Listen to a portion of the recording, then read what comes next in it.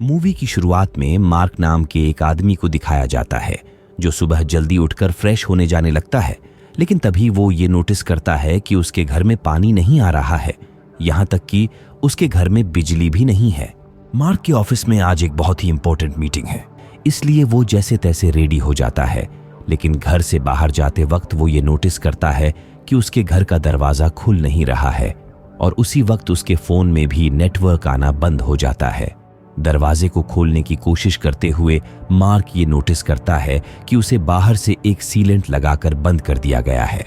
घबराया हुआ mark window खोलकर फ्रेश एयर लेना चाहता है, लेकिन अजीब बात यह है कि उसका विंडो भी पूरी तरह सील्ड है। तभी वो ये नोटिस करता है कि सामने की बिल्डिंग के लोग अपनी खिड़की तोड़कर बाहर आने की कोशिश कर रहे हैं। वो नीचे देखता है तो उसे दिखता है कि कुछ लोग सेफ्टी सूट पहनकर नीचे घूम रहे हैं।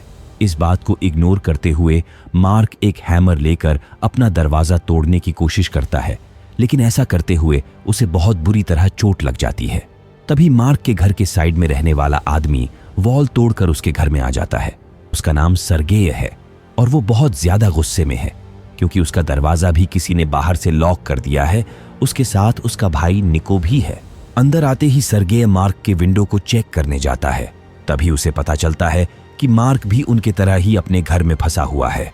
कुछ देर बाद सरगेई के साइड में रहने वाला एक कपल सैली और एडन भी वॉल तोड़कर वहां आ जाते हैं।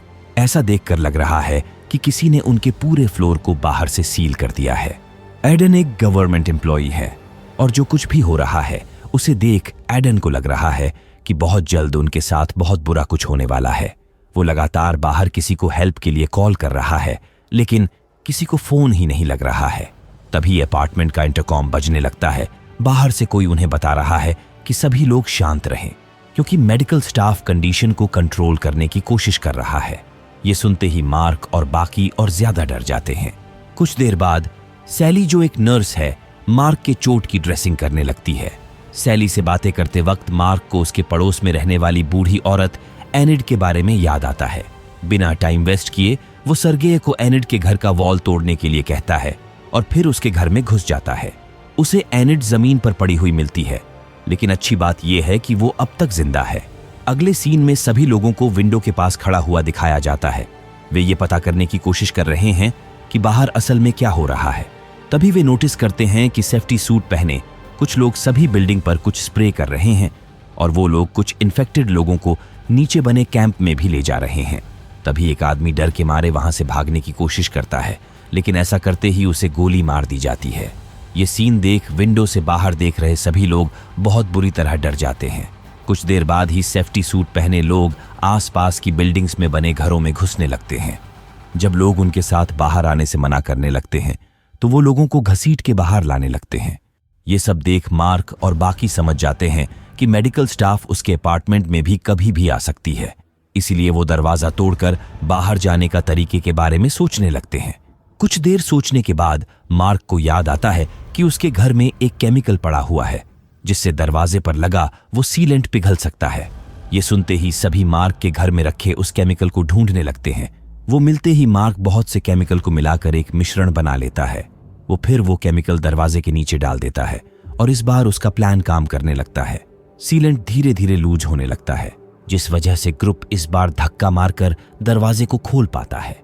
इसके बाद ग्रुप मेडिकल स्टाफ के हाथों से बच के किसी सेफ जगह जाने का प्लान बनाने लगते हैं, लेकिन उन्हें बहुत ही ध्यान से ऐसा करना होगा क्योंकि अगर उन्हें किसी ने देख लिया तो उन्हें भी गोली मार दी जाएगी। जब वो लोग प्लान डिस्कस कर रहे थे, एनिड ये नोटिस करती है कि निको वहां से गायब है।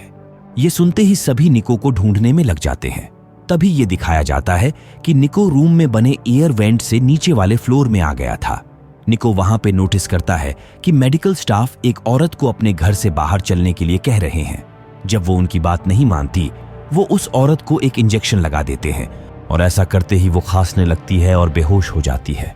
तभी मार्क ये पता कर लेता है कि निको एयर वेंट में है। वो एक रस्सी फेंक के निको को ऊपर खींचने की कोशिश करता है, लेकिन इससे पहले कि निको वो रस्सी को पकड़ पाए, मेडिकल स्टाफ उसे देख लेता है और उसे बाहर खींच लेता है। ये देखते ही सरगेय एक बेसबॉल बैट लेकर नीचे के फ्लोर की ओर जाने लगता है। मार्क भी उसके पीछे जाने लगता है। कुछ देर बाद ही वो दो सेफ्टी सूट पहने लोगों के पास पहुंच जाते हैं उन्हें देखते ही सर्गेय उनमें से एक पर बुरी तरह से हमला करने लगता है। उस आदमी की वहीं पर मौत हो जाती है। सर्गेय फिर वहां खड़ी लड़की को खींचकर उनके अपार्टमेंट में लेकर चले जाता है। मार्क के घर पहुंचते ही सैली उस लड़की का बैग चेक करने लगती है। उसे वहां पे बहुत से स्मोक ग्रेनेड मिलते हैं, जिसे देख उसे लगने लगता है कि ये लोग कुछ तो गड़बड़ कर रहे हैं। मार्क उस लड़की से पूछताछ करने की कोशिश करता है, लेकिन सर्गेय गुस्से में उसे विंडो के पास लेकर चले जाता है और उसके सामने एक मैसेज लटका देता है, जिसमें लिखा है कि हमने एक स्टाफ वाले को पकड़ लिया है। लड़की को बांधने के बाद मार्क उससे ये पता करने की कोशिश करता है कि बाहर चल क्या रहा है। वो लड़की अपना नाम हेजल बताती है और वो यह कहती है कि वो लोग यहाँ पे सबकी मदद करने आए हैं। ये सुनते ही मार्क उसका मास्क निकालने की कोशिश करता है। इस पर वो लड़की डर जाती है और मार्क के हाथ को झटक देती है। इससे मार्क को समझ आता है कि वो जगह किसी बहुत ही जानलेवा वायरस से संक्रमित हो चुकी है।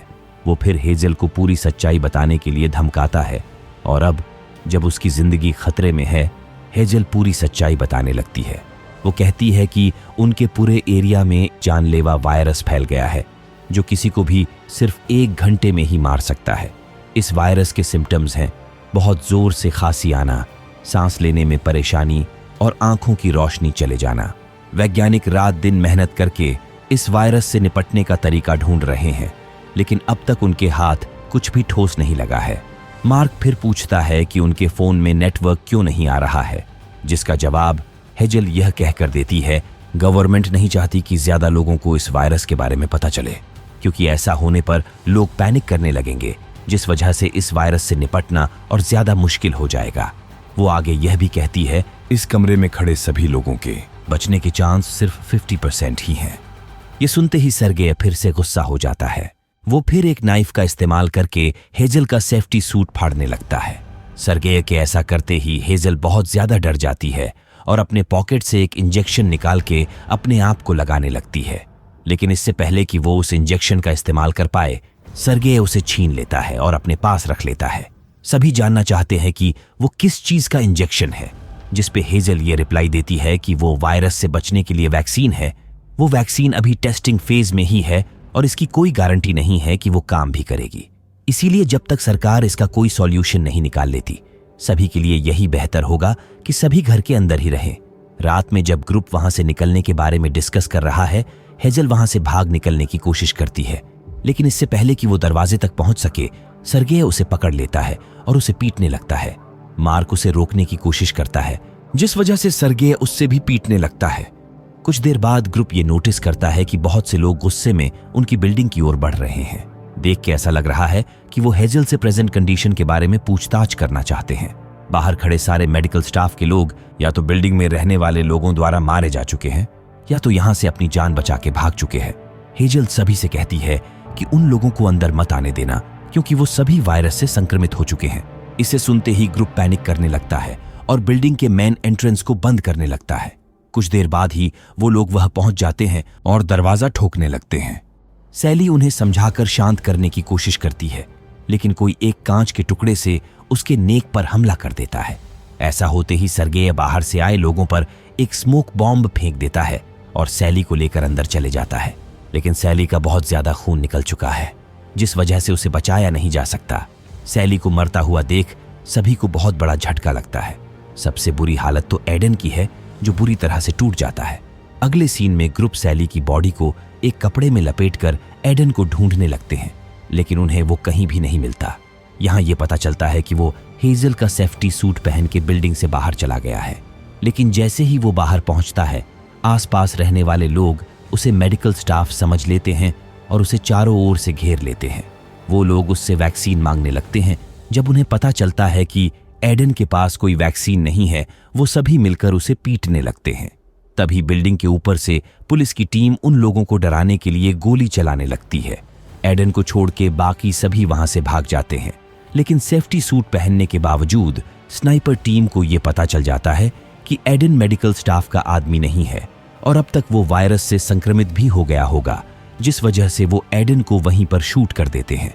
वहीं ऊपर सर्गेय ये नोटिस करता है कि बिल्डिंग में रहने वाले कुछ लोग फिर से उनकी तरफ आ रहे हैं, इसीलिए वो बाकियों को उस रूम से दूर कहीं भाग जाने के लिए कहता है। लेकिन मार्क हेजल को अकेला छोड़ के नहीं जाना चाहता है। वो हेजल के हाथ खोलने की कोशिश करता है, लेकिन इससे पहले कि वो ऐसा कर पाए, सर्गेय एक बेसबॉल बैट से उसके सिर पर अटैक कर देता है और उन दोनों को वहां पर मरने के लिए छोड़ देता है। मार्क को होश वापस आते ही वो निको और बाकी को ढूंढने लगता है। जब वो विंडो से बाहर देखता है तो उसे दिखता है कि सेफ्टी सूट पहने कुछ लोग उनकी बिल्डिंग में एक जहरीली गैस डालने के लिए प्रिपरेशन कर रहे हैं। कुछ देर बाद ही वो अपने ग्रुप के पास पहुंचता है और सर्गेय को देखते ही वो उस पर अटैक कर देता है। मार्क उसका गला दबाकर उसे मारने ही वाला है कि तभी एनिड उसे रोक लेती है। तभी मेडिकल स्टाफ के लोग बिल्डिंग में वो जहरीली गैस को रिलीज कर देते हैं, जिस वजह से सभी बिल्डिंग की छत की ओर भागने लगते हैं। रास्ते में मार्क ये नोटिस करता है कि बिल्डिंग के लोगों ने मिलकर हेजल को मार डाला है। तभी बिल्डिंग में बचा हुआ एक आदमी सर्गेय की मदद मांगने लगता है, लेकिन गरम दिमाग वाला सर्गेय बिना बात के उसे भी पीटने लगता है। वो उस आदमी को मारे ही जा रहा है कि तभी बिल्डिंग के बाकी लोग उसे पकड़ के बंदी बना लेते हैं। सर्गेय मार्क की तरफ देख उससे मदद मांगने लगता है, लेकिन मार्क इतने लोगों से उसे बचा नहीं सकता है, इसलिए वो सभी दरवाजा बंद करके छत की ओर बढ़ने लगते हैं। थोड़ा हाथ पैर मारने के बाद मार्क एनिड और निको के साथ छत पर पहुंच ही जाता है। कई दिनों से उन लोगों ने खुली हवा में सांस नहीं ली है, इसलिए वो सभी उस रात छत पर ही सोने का फैसला करते हैं। मार्क अगली सुबह उठकर बिल्डिंग से निकलने की तैयारी में लग जाता है, लेकिन तभी वो देखता है कि नींद में ही एनिड की मौत हो चुकी है। अब सिर्फ वो और निको ही जिंदा बचे हुए हैं और वो किसी भी हालत में निको की जान बचाना चाहता है। वो निको से कहता है कि जितनी देर तक हो सके अपनी आंखें बंद रखो और ऐसा सोचो कि तुम एक वीडियो गेम खेल रहे हो। मार्क फिर निको को उठाकर सीढ़ियों से नीचे आने लगता है। रास्ते में मार्क बहुत सारी डेड बॉडीज देखकर बहुत ज्यादा डर जाता है, लेकिन वो फिर भी रुकता नहीं है। कुछ देर बाद वो दोनों फाइनली उस बिल्डिंग से बाहर आ जाते हैं। मार्क किसी से मदद मांगने की सोचता है, लेकिन वहां कोई भी नहीं है। वहां बने कैंप्स भी पूरी तरह खाली हैं। तभी उसे एक अनाउंसमेंट सुनाई देती है, जिसमें यह कहा जा रहा है कि सभी अपने घर के अंदर ही रहें और अगर मेडिकल स्टाफ के अलावा कोई भी बाहर देखा जाता है तो उसे मार दिया जाएगा। जिस वजह से मार्क भी एक सेफ्टी सूट पहन लेता है और निको के साथ उस जगह से दूर जाने लगता है। लेकिन थोड़ा आगे जाते ही सामने की बिल्डिंग का एक आदमी उन्हें पकड़ लेता है। उसे लग रहा है कि मार्क मेडिकल स्टाफ का आदमी है। वो मार्क से कहता है कि वायरस की वजह से उसकी वाइफ की मौत हो चुकी है और गवर्नमेंट के लोग उसकी बेटी को कहीं लेकर चले गए हैं। वो फिर निको को मार देने की धमकी देने लगता है। मार्क उसे समझाने की कोशिश करता है कि वो स्टाफ का आदमी नहीं है और वो सामने की बिल्डिंग में ही रहता है, लेकिन वो आदमी मार्क की कोई भी बात नहीं सुनना चाहता। तभी निको उस आदमी के पेट में मार के वहां से भाग जाता है, लेकिन मार्क की किस्मत इतनी अच्छी नहीं है। वो आदमी मार्क के पेट में एक ग्लास पीस से अटैक कर देता है और उसे मरने के लिए छोड़ देता है। ये देखते हुए निको मार्क की मदद करना चाहता है, लेकिन वो अब ज्यादा कुछ कर भी नहीं सकता। कुछ देर बाद ही मार्क धीरे धीरे आगे बढ़ते हुए एक झूले में जाकर बैठ जाता है। मार्क फिर अपना फोन निकालकर निको को दे देता है और उससे कहता है कि जैसे ही फोन में सिग्नल आने लगे एक नंबर पर कॉल कर देना। छोटे निको को अब तक ये समझ नहीं है कि मार्क मरने वाला है, इसलिए वो मार्क को उठाने की कोशिश करता है, लेकिन मार्क उससे कहता है कि वो बस थोड़ा सा थक गया है और थोड़ी देर सोने के बाद वो निको के पास वापस आ जाएगा। निको उसकी बात मान लेता है और उस जगह से दूर जाने लगता है और थोड़ी देर बाद ही मार्क की मौत हो जाती है। मूवी के लास्ट सीन में निको को मेडिकल स्टाफ के कुछ लोग पकड़ लेते हैं और उसे बेहोशी का इंजेक्शन दे देते हैं।